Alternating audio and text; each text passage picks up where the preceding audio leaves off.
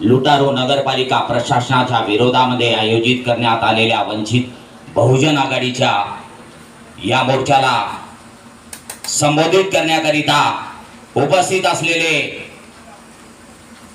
वंचित आघाडीचे नेते, नांदेड लोकसभा चे उमेदवार आदरणीय अविनाश भाऊ भोसीकर, ज्यांच्या नेतृत्वाखाली, ज्यांच्या नियोजनाखाली हा मोर्चा आयोजित करण्यात आलेला आहे, ते वंचित बहुजन आघाडीचे आदरणीय सुनील भाऊ मगरे, आमच्या परिसराचे युवा नेते, वंचितचे युवा शहराध्यक्ष, युवा जिल्हाध्यक्ष तुषार भाऊ गायकवाड, या व्यासपीठावर उपस्थित असलेले या पूर्णा नगरीचे माजी नगराध्यक्ष दिलीप दादा हनुमंते, त्यांची सर्व टीम, महिला आघाडीच्या आमच्या वहिनी आदरणीय मंजुषाताई पाटील, आदरणीय अर्चनाताई पंडित, नागेश शेंगडे, या मोर्चाला पाठिंबा देणारे आदरणीय रिपाई आठवले गटाचे अध्यक्ष मिलिंद भाऊ सोनकांबळे, कवाडे गटाचे अध्यक्ष आदरणीय संजीव भाऊ शिंदे, या ठिकाणी जमलेल्या माझ्या तमाम पुणेकरांनो, माझ्या माता भगिनींनो, पत्रकार बांधवांनो, काय बोलावं आणि कोणाबद्दल बोलावं हा प्रश्न माझ्या पण मनामध्ये या ठिकाणी तुम्हा सगळ्याला पाहून आणि या भ्रष्ट नगरपालिका प्रशासनाला पाहून पडलेला आहे. वंचित बहुजन आघाडी मोर्चा काढणार म्हणल्यानंतर हा गुट्टे नावाचा हरामखोर मुख्य अधिकारी पळून गेला.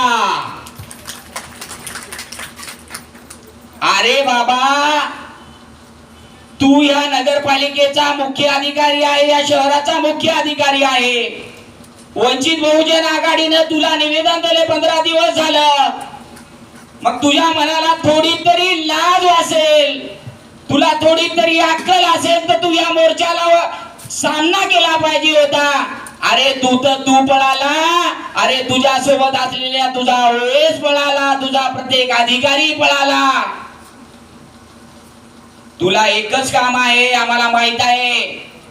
हा निर्लज्ज मुख्य अधिकारी या पूर्णा शहरातल्या राजकीय टोळक्याच्या गुत्तेदाराला घेऊन या पूर्णे नगरपालिकेमध्ये येऊन फक्त बिल काढतो आणि 4 व्हीलर मध्ये बसून परत परभणीला जातो. मला या नगरपालिकेला प्रश्न विचारायचा आहे. आमच्या संपूर्ण पुणेकरांना तू घरपट्टीमध्ये, मालमत्ता करामध्ये अवघड वर्गणी करून त्याच्यामध्ये वाढ केली.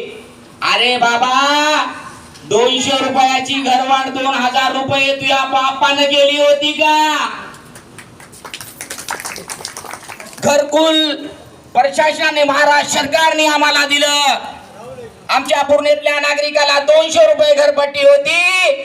पण या शहरातल्या प्रशासनाने अमरावती येथील एजन्सी आणून आमची 200 रुपयाची घरपट्टी 2000 रुपये केली. या हरामखोर प्रशासनाचा आणि एजन्सीचा मी जाहीर निषेध करतो.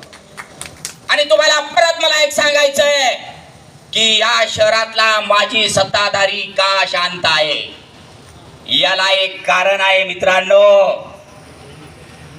यांचं याच्या सोबत साठगाठ आहे. कशी साठगाठ आहे माहितीये का?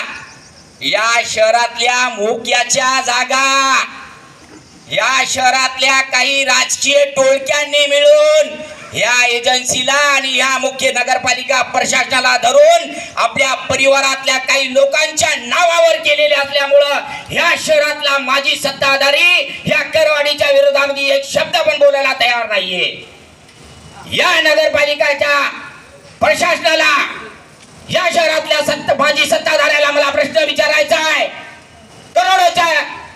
करोडोची कामे गल्लीबोळामध्ये येतात, पण डॉक्टर बाबासाहेब आंबेडकर चौकामध्ये जो रोड जातो, ज्या डॉक्टर बाबासाहेब आंबेडकर पुतळ्याचं सुशोभीकरण करायचंय, पटरीच्या पलीकडल्या शेतवस्त्यामध्ये करोडो रुपयाची रोड नाल्यावर काम होतात, पण माझ्या डॉक्टर बाबासाहेब आंबेडकरांच्या पुतळ्याचं सुशोभीकरण होत नाही. किती मोठी दुर्भाग्याची गोष्ट आहे मित्रांनो. असे अनेक मुद्दे आहेत, खूप काय बोलायचे पण वेळ झालेली आहे. या शहरामध्ये लोकशाहीर अण्णाभाऊ साठे यांच्या पुतळ्याला नियोजित जागा भेटली पाहिजे. महात्मा बसवेश्वराचा जो नियोजित पुतळ्याची जागा आहे ठिकाणी, त्या ठिकाणी महात्मा बसवेश्वराचा पुतळा उभारला गेला पाहिजे. डॉक्टर बाबासाहेब आंबेडकर चौकाचं सुशोभीकरण झालं पाहिजे. आणि नगरपालिकेने आणि त्या एजन्सीने जी करवाढ केलेली आहे, जी अवकडा करून करवाढ केलेली आहे, का आमची का पहिले ग्रामपंचायत होती का रे बाबा? ग्रामपंचायत होती, त्याची नगरपालिका केली म्हणून तू इतकाली करवाढ करतो. आणि ही नगरपालिका प्रशासनातील अधिकारी कोणाचे समर्थक आहेत हे पण तुम्हाला कळालं पाहिजे.